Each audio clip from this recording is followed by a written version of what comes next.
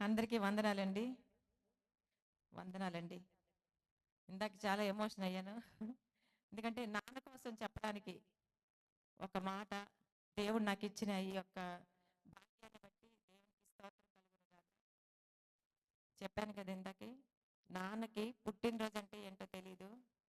నాన్నకి fathers day wishes చెప్పాలనే మాటే తెలీదు. నాన్న పుట్టినరోజు ఎప్పుడు జరుపుకుంటాడో కూడా నాకు తెలిసేది కాదు. ఎందుకు అనంటే నాన్న ఎప్పుడు కూడా ఆ విషయాలు ప్రస్తావించలేదు. ఎప్పుడు మన బర్త్‌డే చేయడానికే ఆయన తపన పడుతూ ఉండేవాడు తప్ప, ఆయన బర్త్‌డే ఎప్పుడనేది కూడా మనకైతే చెప్పలేదు. చెప్పాను కదా ఇందాకే, మట్టి మనుషుల్లా మనం ఉండేవాళ్ళం. ఇంత మీడియా లేదు, ఇలాంటి ఫాస్ట్ కల్చర్ లేదు. అప్పుడు మట్టిలో పెరిగేవాళ్ళం, మట్టిలోనే ఉండేవాళ్ళం. చాలా జీవనం అంతా కూడా వేరేగా ఉండేది, జీవన విధానం అంతా. అయితే నాన్న కోసం ఒక మాట చెప్పాలని చాలా ఇష్టంగా ఉంది. ఏంటంటే, ఐ లవ్ యూ నాన్న. నాన్నని ఎప్పుడూ కూడా ఇంత కష్టపడుతున్నాడు, అంత కష్టపడుతున్నాడని నేనైతే ఎప్పుడూ చూడలేదండి. కానీ ఆయన ఎప్పుడూ కూడా అలాంటి విషయాలు నాకైతే చెప్పలేదు. అందుకనే నాన్న కోసం ఒక మాట నేను ఈరోజు చెప్పాలని నేను కోరుకుంటున్నాను. నాన్న, నువ్వంటే నాకు చాలా ఇష్టం. ఎందుకో తెలుసా? నీకు నేనంటే చాలా ఇష్టం కాబట్టి.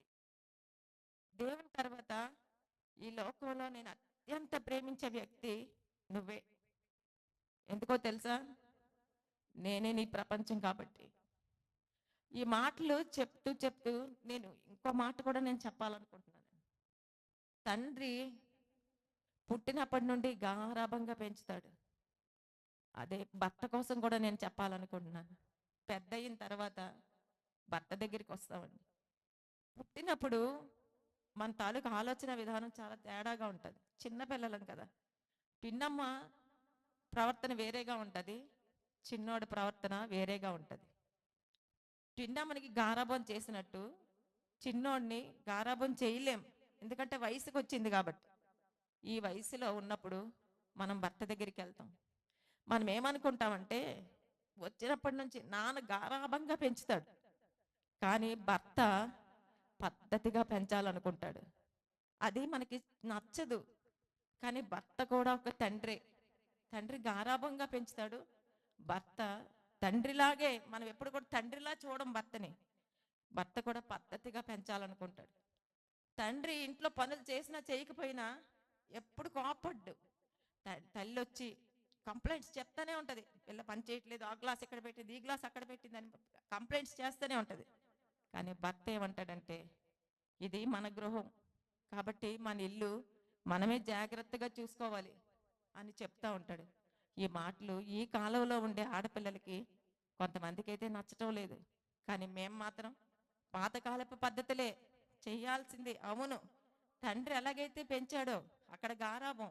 ఇప్పుడు నేను పెద్ద అయ్యాను కాబట్టి నా పెద్దరికాన్ని నేను ఇక్కడ చూపించుకోవాలి అని చెప్పి భర్త దగ్గర ఉండాలని కోరుకునే మనుషులు మనం.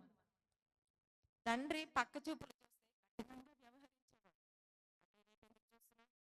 సరిగా నడు, చిన్నగా నడు, ఎందుకు నవ్వుతున్నావు, ఇంట్లో వచ్చిన తర్వాత నవ్వొద్దు అని. అలాగే భర్త దగ్గరికి వచ్చిన తర్వాత కూడా భర్త కూడా పక్క చూపులు చూసినా, ఇంకెక్కడికి వచ్చినా ఆయన ఇష్టపడ్డు, ఎవరితో మాట్లాడినా ఇష్టపడ్డు. అది మనం ఏమనుకుంటామంటే చాలా మూర్ఖుడు అని అనుకుంటాం. నాన్న చేస్తే ఒకటి, భర్త దగ్గరికి వస్తే ఒకటి. నాన్న దగ్గర ఉన్న స్వతంత్రం భర్త దగ్గర కూడా ఇంట్లోనే ఉంటుంది స్వతంత్రం. కానీ ఆ తేడా మనం అందరం కూడా అర్థం చేసుకోలేకపోతున్నాం. ఎక్కడికి వెళ్ళినా నిస్వార్థంగా ఉంటాడు. అదే భర్త దగ్గరికి వచ్చేటప్పటికి భర్త కూడా ఎక్కడికి వెళ్ళినా తనతో మాత్రమే తీసుకెళ్ళాలనుకుంటాడు. కానీ మనమేమనుకుంటామంటే, చూడు నా మీద ఎంత అనుమానమో, మా ఆయన అసలు నన్ను విడిచిపెట్టడు, ఎవరితోనూ పంపడు అని అనుకుంటాం. చిన్నప్పుడు నాన్న చేసే పనులు మనం ఎందుకు గుర్తు చేసుకోమో నాకు అదే అర్థం కావటం లేదు. తండ్రి బిడ్డల విషయంలో చాలా పొసెసివ్గా ఉంటాడు. అంటే నాకెక్కడికి, నా బిడ్డ ఎక్కడికి వెళ్ళినా సరే తనే చూసుకుంటాడు. ఎక్కడున్నా ఒక గ్లాన్స్ అటేస్తూనే ఉంటాడు. వీళ్ళు ఏం చేస్తున్నారు, వాళ్ళు ఎక్కడికి వెళ్ళారు, ఇలా చాలా బాధగా చాలా కోపంగా అనిపిస్తుంది. నాన్న మనోభావాల్ని మనకి తెలియజేస్తాడు. అరే నా ఆశ విధిరా, నేను నీ విషయంలో నేను ఇది కోరుకుంటున్నాను అని చెప్తే భర్త మాత్రం ఇదిగో మనం ఇలా ఉండాలి, మనం ఈ టార్గెట్కి రీచ్ అవ్వాలి, మన పిల్లలు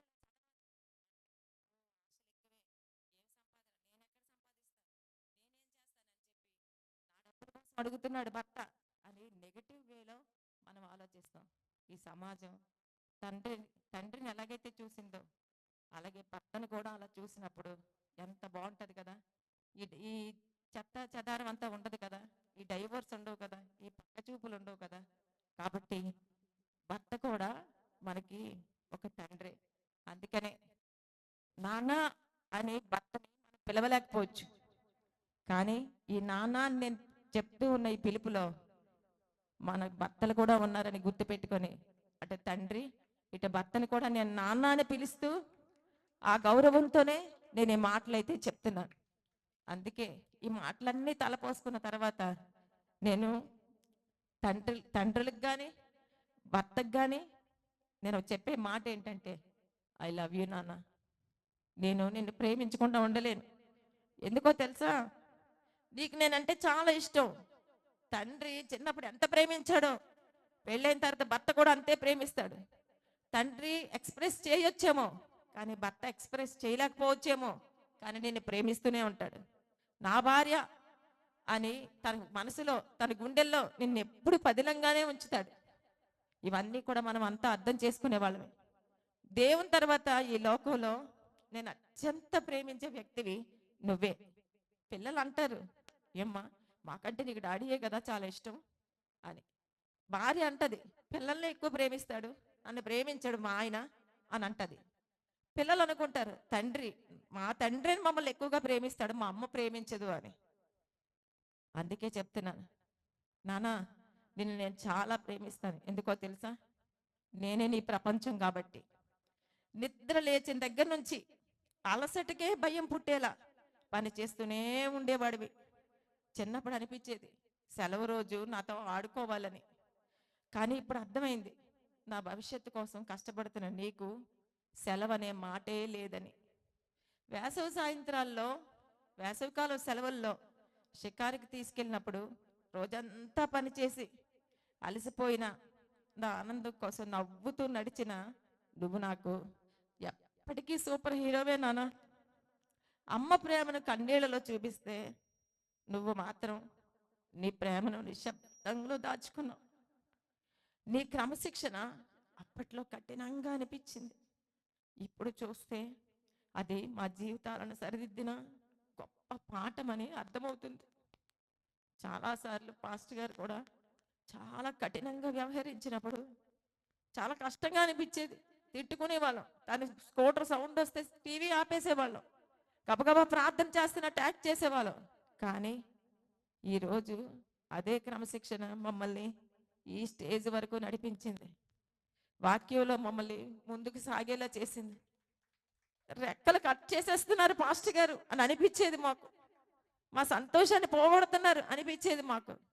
కానీ ఈరోజు ఈ స్థాయిలో దేవుడు మమ్మల్ని నిలబెట్టాడు. నాన్న తర్వాత ఈ నాన్న చేతిలో రావడానికి దేవుడు మాకు ఇచ్చిన అవకాశాన్ని బట్టి దేవునికి స్తోత్రాలు తెలియజేస్తున్నాను. నీ రెక్కల కష్టంతో నన్ను చదివించావు. నేను సాధించిన ప్రతి విజయాన్ని నీ విజయంలా భావించి ఆనందపడిన తండ్రివి నీవు. ఈరోజు నేను డ్యూటీకి వెళ్ళి వస్తానండి, సాయంత్రం వచ్చి బుజ్జి అలా అలాగన్నారు ఇలాగన్నారు ఎలా అన్నారు అలా అన్నారు అంటే, బుజ్జి వాళ్ళు చూడు బుజ్జి నన్ను చాలా మంచిదాన్ని అన్నారంటే, దేవునికి స్తోత్రం తల్లి, నువ్వు ఇంకా బాగా ప్రార్థన చేయాలి తల్లి అంటే ఎంకరేజ్మెంట్. నా విజయం తన విజయంలా భావిస్తాడు. అది అందరూ భర్తే అనుకుంటారు. తండ్రి ఎలాగైతే ఫీల్ అవుతాడో భర్త కూడా అలాగే ఫీల్ అవుతాడు. చిన్నప్పుడు నాన్న గుండెల మీద ఎక్కి గుర్రం ఆట ఆడినప్పుడు, గజ్జల గుర్రం చల్ చల్ గుర్రం అని నాన్న గుండెల మీద గుద్దుతూ గుద్దుతూ ఇలా ఎక్కి దిగి ఆడుతుంటే, అప్పుడు నాన్న నేను నీకు బరువు కాలేదు నాన్న. కానీ పెద్ద అయిన తర్వాత సమాజం అంతా అయ్యో ఆడపిల్లలు గుండెల మీద బరువుగా ఉన్నారు, గుండెల మీద కొంపట్లా అయిపోయారు, గుండె మీద భారంగా ఉన్నారు అంటుంటే, ప్రపంచం ఏమనుకున్నా సరే ఎప్పటికీ నువ్వు నా బంగారు బొమ్మవే తల్లి, అని తండ్రి ముద్దాడుతూనే ఉంటాడు. పెళ్ళయ్యాక పిల్లలు పుట్టాక కూడా నీ ప్రేమను ఎవ్వరూ మించలేకపోయారు నాన్న. ఎందుకంటే తండ్రి ప్రేమకు ఏ ప్రత్యామ్నాయం కూడా లేదు. ఈరోజు నేను జీవిత బాధ్యతలు మోస్తున్నప్పుడు నువ్వు చేసిన త్యాగాల విలువ మరింత అర్థమవుతుంది నాన్న. నీ మీద ప్రేమ తగ్గలేదు నాన్న, ప్రతిరోజు పెరుగుతూనే ఉంది. నువ్వంటే ఒక గౌరవం, నువ్వంటే ఒక ధైర్యం, నువ్వంటే ఒక భరోసా, నువ్వంటే ఒక ఆశీర్వాదం. పాస్టర్ గారిని ఎవరైనా ఏమైనా అన్నారనుకోండి, పట్టించుకున్నట్టే ఉంటారు. కానీ ఆడ కోడి ఇలా రెక్కలు విప్పుకొని ఫైటింగ్కి వెళ్తారు చూసారా, అలా వెళ్ళిపోతానండి నేను. పట్టించుకున్నట్టు, ఎందుకంటే అతను నాకు తండ్రి.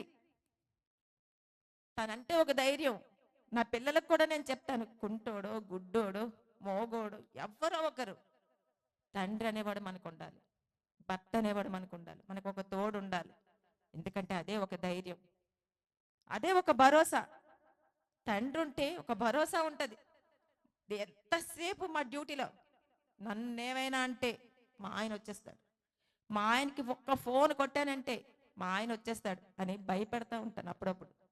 అంటే ఒక భరోసా, నాకు తోడున్నాడు, దేవుడు ఉన్నాడని నేను చెప్పొచ్చు. కానీ దేవుడు ఇక్కడ భర్త రూపంలో, తండ్రి రూపంలో మనకు ఒక భరోసాన్ని ఇచ్చాడు.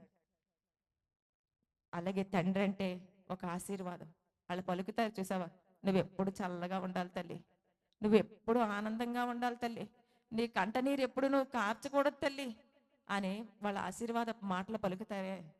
బా, అదే మన జీవితానికి ఎంత గొప్ప ఆశీర్వాదం కదా. మనం చల్లగానే ఉంటాం. నువ్వు లేని లోటు ఎప్పటికీ పోడ్చలేనిది. మన తండ్రి ఇప్పుడు లేకపోవచ్చు, భర్త లేకపోవచ్చు, వాళ్ళ లోటు ఎప్పటికీ అది పోడ్చలేనిది. ఇంకొకళ్ళు వచ్చి ఆ స్థానాన్ని భర్తీ చేయలేరు. కానీ దేవుడు అనేవాడు మనకున్నాడు. ఎవరున్నా లేకపోయినా దేవుడు అనేవాడు మనకున్నాడు. అందుకనే ఫాదర్స్ డే నిండా దేవుడే మనకు తండ్రి కాబట్టి హృదయపూర్వకంగా ఒకే ఒక్క మాట, నానా ఐ లవ్ యూ నానా, ఐ లవ్ యూ నానా, ఐ లవ్ యూ నానా.